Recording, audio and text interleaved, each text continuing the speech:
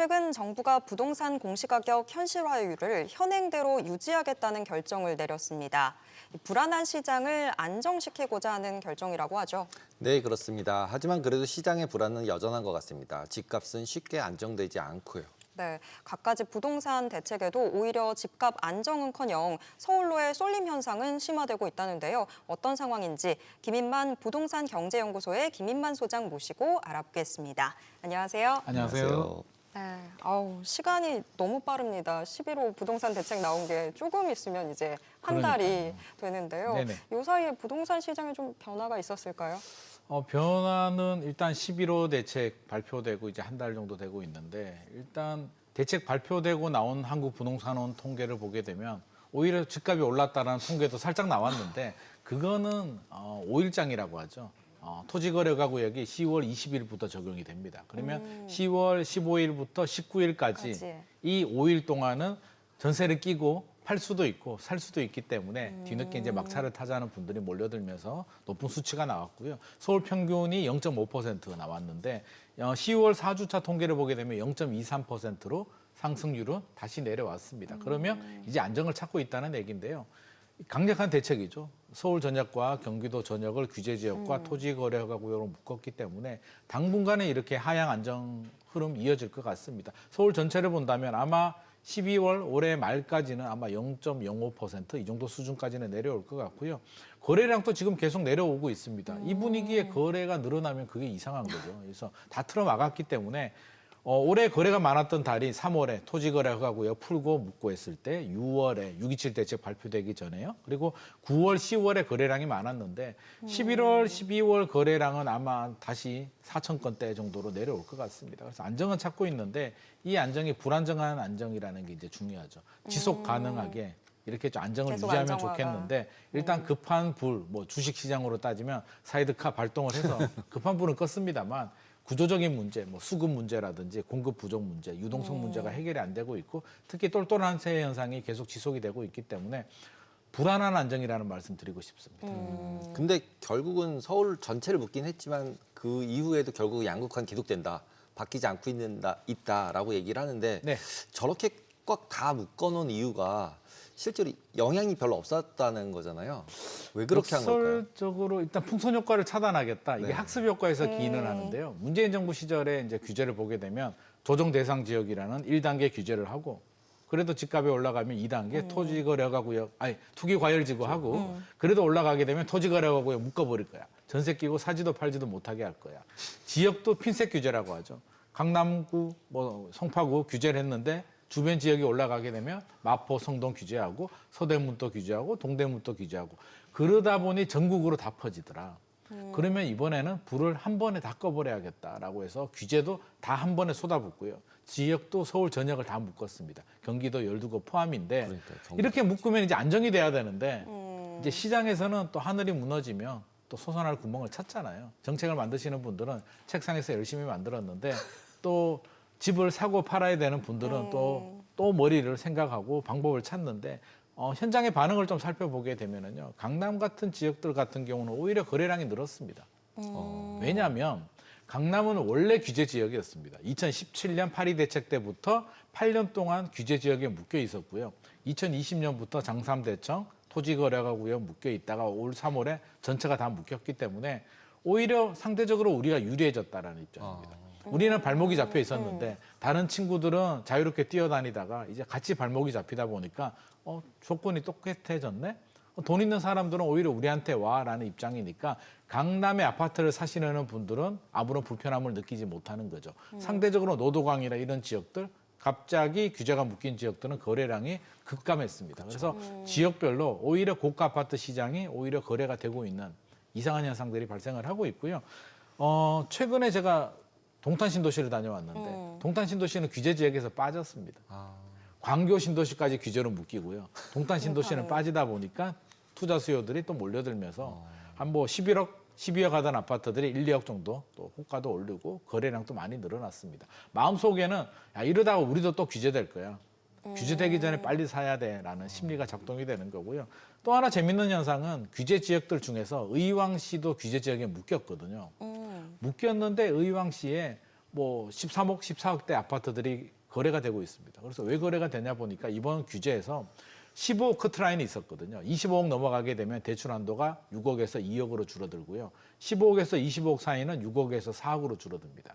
15억 아래 구간을 들어가야 최대 대출 한도가 6억이 나오기 때문에 15억 아래 아파트를 찾는 또 현상들이 발생을 합니다. 그래서 규제 지역 안에서도 이렇게 다양한 반응들이 나오고 있기 때문에 정부는 집값 안정을 위한 대책이 나왔는데 현장의 반응은 지역마다 굉장히 다양한 반응들이 나오고 있는 상황입니다.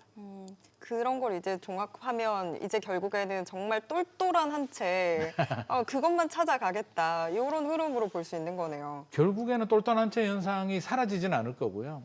이 현상을 쉽게 생각한다면 저는 생존권이라고 생각을 하거든요. 생존권. 그냥 돈 좀 벌려고 똘똘한 채로 가겠다는 게 아니라 대한민국 사회가 지금 저성장으로 들어갔고 장기 침체 우려도 좀 커지고 있는 상황에서 서울 같은 경우는 좋은 양질의 일자리들이 많이 있잖아요. 지방 같은 경우는 인구 소멸에 또 일자리도 없고 자산 격차도 벌어지다 보니까 많은 분들이 위기감을 가집니다. 지금처럼 가만히 있으면 안 되겠다라는 생각을 가지고 있는데 최근 1년 동안의 흐름을 보게 되면은요. 저는 열심히 돈을 모아서 이제 현금을 5억, 10억 정도 이제 준비를 합니다. 나 열심히 살았어라고 생각을 하는데 주변의 친구들을 보니까 삼성전자 주식 가지고 있는 친구는 5만 원에서 많이 울다가 최근에 10만 원이랍니다. 굉장히 얼굴빛이 좋아졌어요. 오늘은 잠깐 조정이 됐습니다만 주식도 그렇고 코인 산 친구들은 또 돈 많이 벌었다고 하고 금 산 친구들도 한동안 안 오르다가 최근 한 2년 동안 금값이 또 많이 올랐습니다. 집값도 올랐습니다. 나 혼자 벼락거지가 될 것 같은 두려운 마음. 상대적인 박탈감. 상대적인 박탈감. 나도 집 사자. 또 집 하나 가진 사람들은 또 상대적으로 비교를 하게 되죠. 내 친구는 같은 집을 샀는데 나는 마포에 집을 샀고 내 친구는 강남에 집 샀는데 강남 집값이 더 올라가더라. 나도 강남으로 가야겠다. 수원 집 가진 사람들은 나도 분당으로 가야겠다. 이런 여러 가지 심리들이 작동이 되면서 한마디로 좀 불안한 것 같습니다. 정부 정책이 나옴에도 불구하고 불안 심리를 더 자극을 하고 있기 때문에 이 불안 심리가 사라지지 않는 한 양극화 현상은 지속이 될 것 같습니다.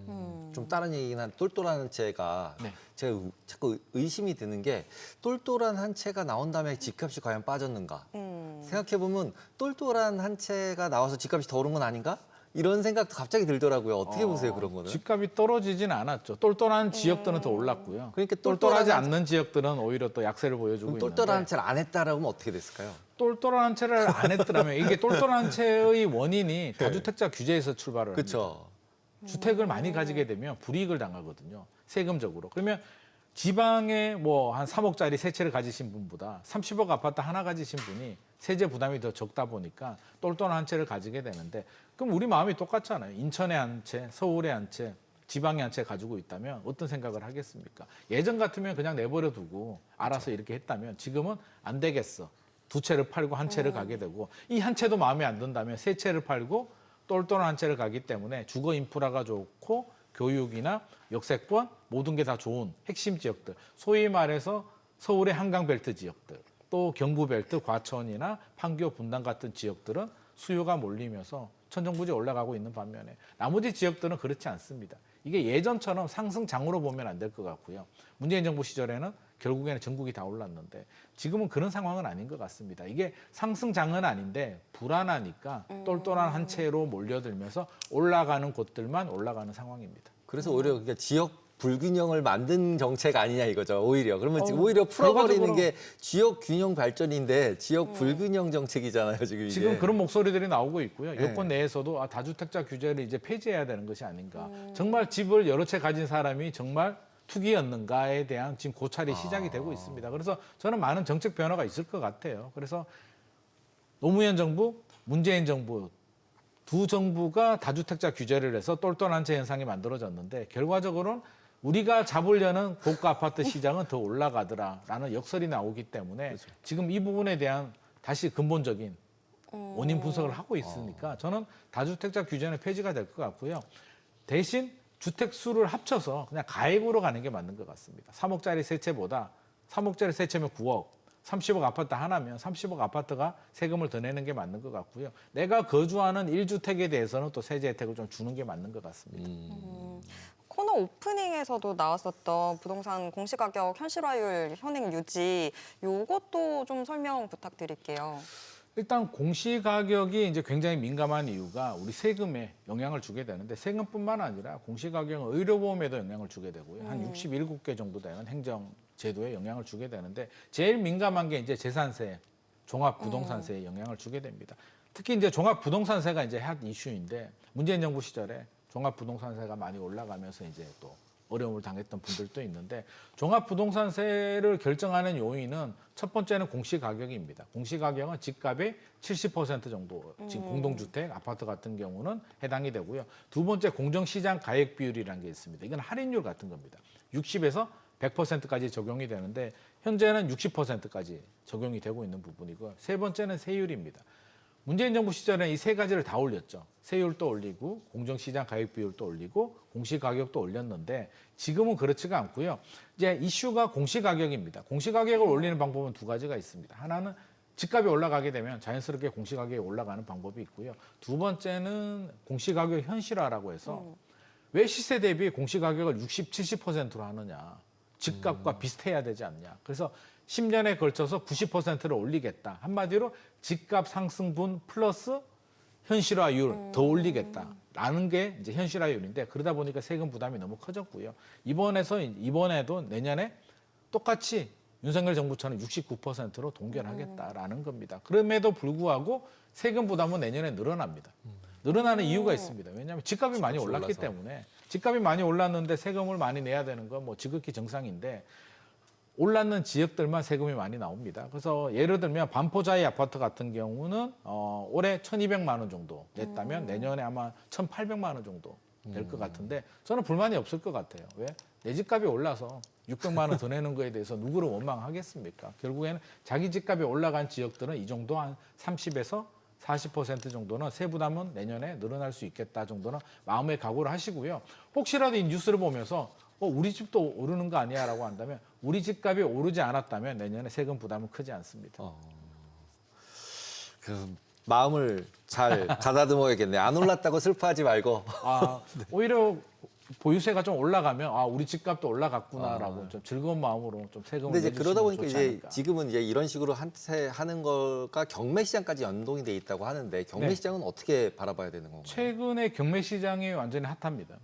틈새 시장으로 이제 곽강을 받고 있는데 일단 뭐 경매라는 게 실거래 가격보다 이제 낮은 가격에 사고 싶은데 우리가 현장에 나가서 우리가 보던 급매물이라고 하잖아요. 부동산에 방문하셔서 급매물 좀 주세요라고 하면 아마 부동산 사장님이 눈을 껌뻑껌뻑 될 겁니다. 금매가 있어야 주지. 지금 금매가 어디 있어? 지금 호가가 다 올랐는데 금매가 없습니다. 유일하게 저렴하게 살 수 있는 방법이 경매입니다. 감정 가격인데 경매는 6개월에서 8개월 정도 이전에 발생했던 문제 때문에 지금 경매가 나오기 때문에 경매의 감정 가격은 6, 8개월 전이라는 얘기예요. 그 사이에 우리 집값이 많이 올랐잖아요. 특히 수도권 지역들, 한강벨트 지역들은. 그러니까 감정 가격보다 돈을 더 지불하더라도 시세보다는 유리합니다. 그래서 많은 분들이 들어가고 또 하나는 토지거래가 구역으로 서울 전역이 지정이 됐는데 경매는 전세를 끼고 낙찰을 받을 수가 있습니다. 이게 토지거래가 구역이 적용이 안 된다는 얘기인데 왜냐하면 세입자가 살고 있는데 토지거래 경매 낙찰받아서 정부가 토지거래 허가 구역이래요. 내가 들어가야 되니까 나가세요라고 하면 세입자가 위험해지니까 경매는 예외적으로 봐줍니다. 대출도 나옵니다. 왜 대출이 안 나오면 경매 낙찰받는 사람이 없으면 세입자가 돈 받으려고 경매로 넘겼는데 낙찰자가 없으면 전세금을 못 받게 되니까 여러 가지 이런 피할 수 있는 이런 혜택이 있다 보니까 최근에 경매 시장에 많은 분들이 노크를 하고 있는 상황입니다. 네. 오늘 부동산 공부는 여기까지 해야 될 것 같습니다. 오늘 말씀 고맙습니다.